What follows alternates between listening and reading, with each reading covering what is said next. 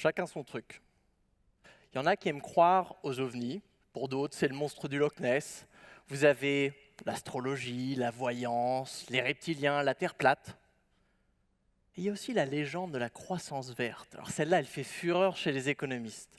La croissance verte, c'est cette théorie qu'on peut à la fois toujours produire plus, tout en polluant moins. Donc pas besoin de se limiter, car la croissance dans les pays riches serait devenue dématérialisée, sobre, propre, en un mot, verte. Cette histoire, on l'entend partout.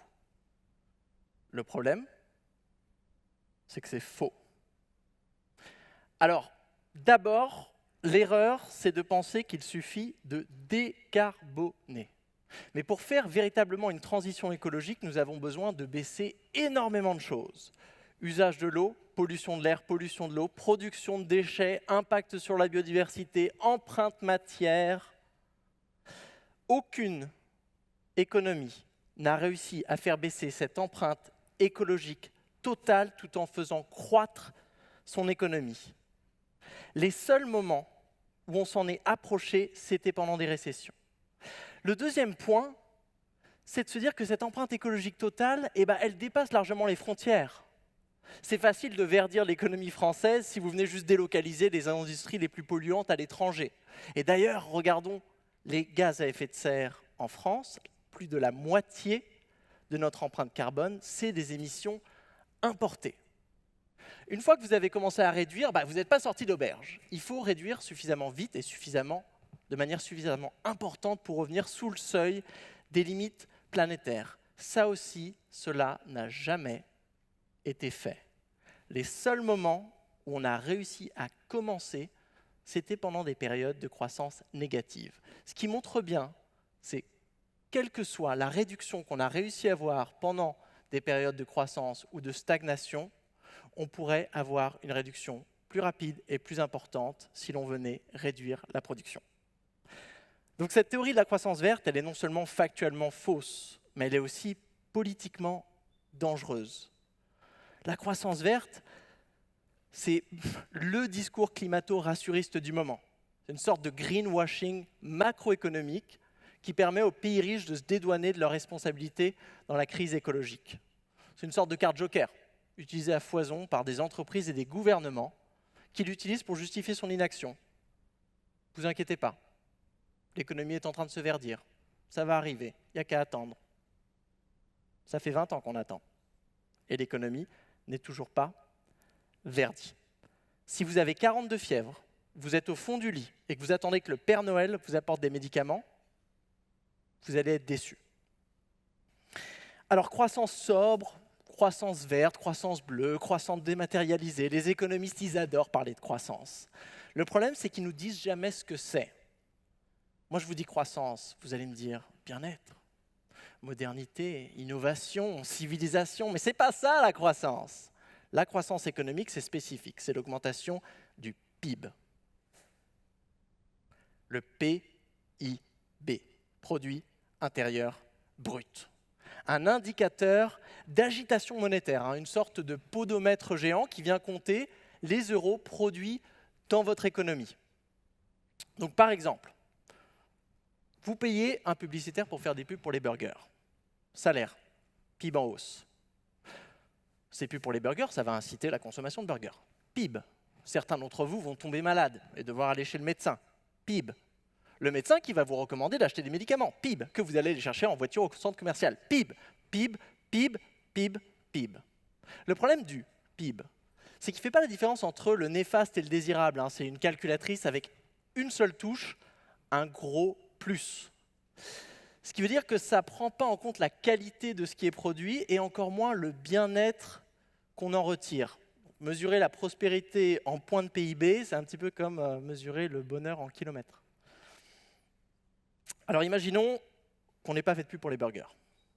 On n'aurait pas surconsommé de burgers, on ne serait pas tombé malade, on aurait dégorgé les salles d'attente des médecins, on n'aurait pas eu besoin de produire les médicaments, on n'aurait pas besoin de prendre la voiture, et ce pauvre publicitaire aurait pu faire quelque chose de plus utile de son temps. Résultat des courses, on serait en meilleure santé, on n'aurait pas besoin de trouver l'argent pour payer ce surcroît de burgers et tous les problèmes qui vont avec, on serait dans une situation où on aurait moins de points de PIB, mais on serait dans une meilleure situation sociale. Là, en fait, on se rend compte que la croissance économique, c'est un peu comme un tapis de course. En fait, on a l'impression d'avancer, mais on s'épuise à faire du surplace. On épuise nos écosystèmes et on s'épuise nous-mêmes. Tout ça pour accumuler des points de PIB dans des pays déjà riches où le PIB par habitant est décorrélé des indicateurs de qualité de vie. Mais on continue quand même à s'entêter, à faire grossir nos économies. Donc la vraie question, ce n'est pas comment verdir la croissance, c'est avons-nous vraiment besoin de continuer à croître? Et plus fondamentalement, comment découpler bien-être et pression sur l'environnement?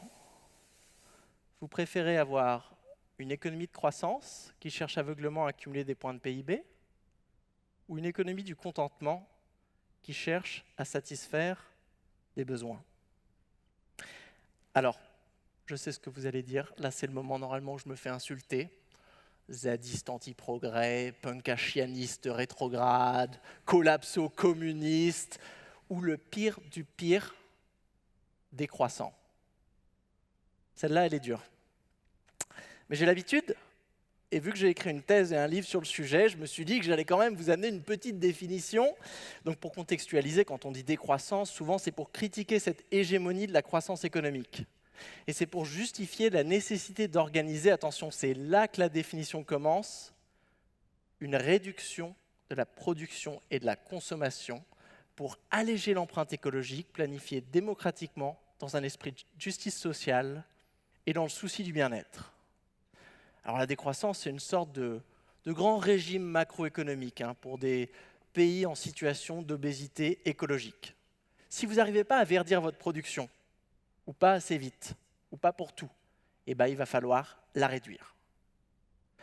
Mais attention à l'amalgame entre décroissance et récession.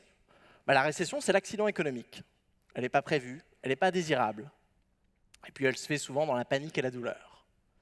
Alors que la décroissance, c'est un projet de transition. On la prépare, on la discute, et on fait en sorte qu'elle soit juste et conviviale.